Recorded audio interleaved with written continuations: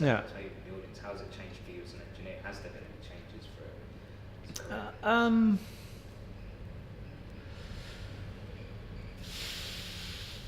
It's hard to say, really. I think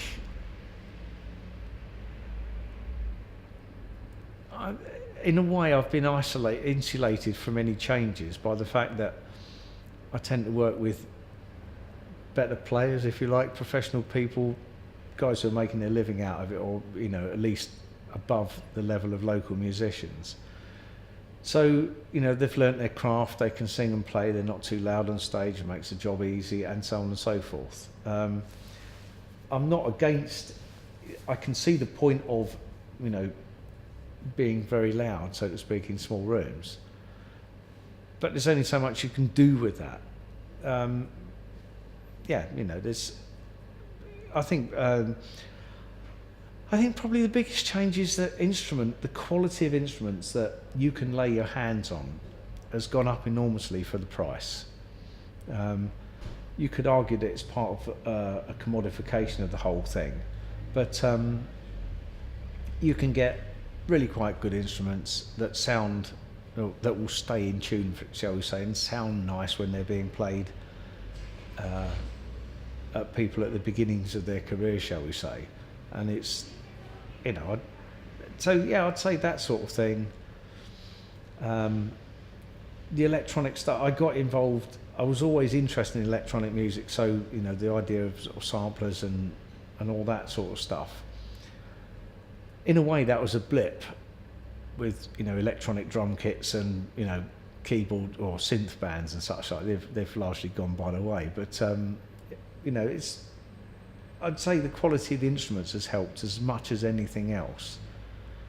Whether, and I think, the other thing, of course, is it's much more acceptable to learn how to play younger. Sort of the idea of, giving a 10-year-old drum lessons it's not unusual. So there's a lot of kids out there that can really play. And play much better than probably we could when we started out, Do you think, obviously Callum's kind of fallen into the same thing? Yeah. Do you feel like do you think that's directly is that, it seems obvious, but... Well, yes and no. He was kind of interested enough when he was younger to get some, he said, I said, do you fancy some saxophone lessons? Yeah, no problem. So Steve Granger, I don't know if you know Steve, know his name at all, but he's a fabulously good saxophone player. And his early career, talking to people that made it from Portsmouth, him and a guy called Ron were the sax and trumpet player in Culture Club in their glory days. So you can see when they rerun old Top of the Pops things, you can see Steve dressed up in his little sailor suit, which we never tire of reminding him about.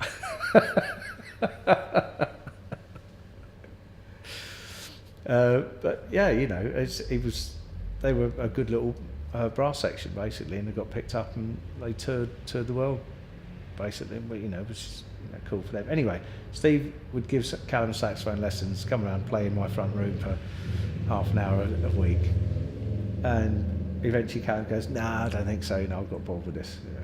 Okay, fair enough. And a couple of years later, he goes, I joined the band, Dad. Oh, yeah.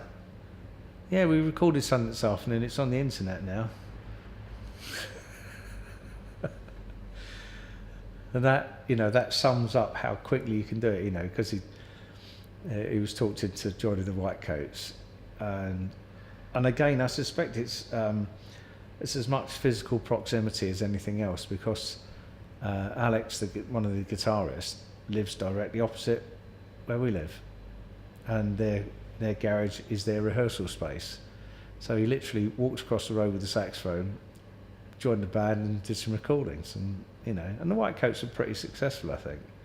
I said, you had Crystal Rigs, Yeah. and you had these studios available. Yeah. And the thing that's supposed to be about Portsmouth now is that there always seems to be, there's always a lot of bands, and there's lots of recording studios and practice spaces. There seems to be lots of structures there, Yeah, but what's missing is It's an audience, really, or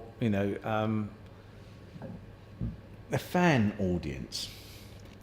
That's the thing. I mean, you get it occasionally, like some of the things at upstairs at Alburito's, where it's been a combination of the right kind of band and the right kind of mentality in the audience, and it's sort of like shirts off and moshing about kind of stuff, which is brilliant. It doesn't happen anywhere near enough. And I was having a conversation with somebody else recently, Alex McGilray, does the sound down at the Little Johnny Russell's, and does Delight, DJs at Delight and such like. And he was saying, well, the first band I was in, his first gig he ever played was probably at the horseshoey things. And he said people were going mad, he said we were rubbish, but people were sort of going mad for it, And you just don't see that in an audience these days. You just don't.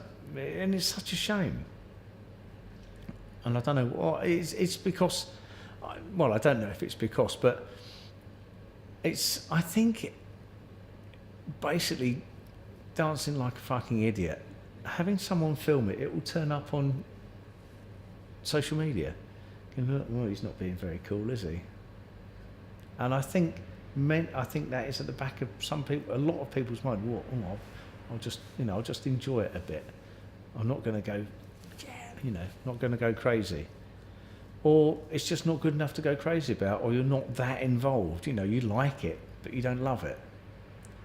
And I think maybe that's, because of such a wide range of choice, you like a lot of stuff. You don't love a very small section of it.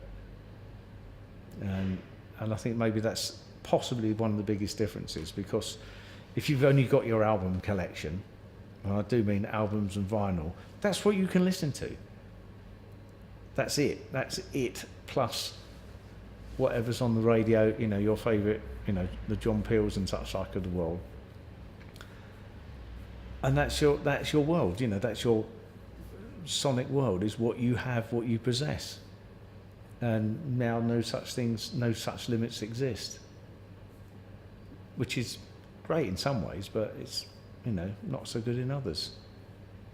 I agree. I think it's kind of like... It flattens everybody's responses out, because you can hear, and it's just, you can hear the best of the best of the best, just like that. You don't have to wait for the band to come to town or anything like that, or save your money up and go and do your paper round or what have you to buy an album. You just listen to it.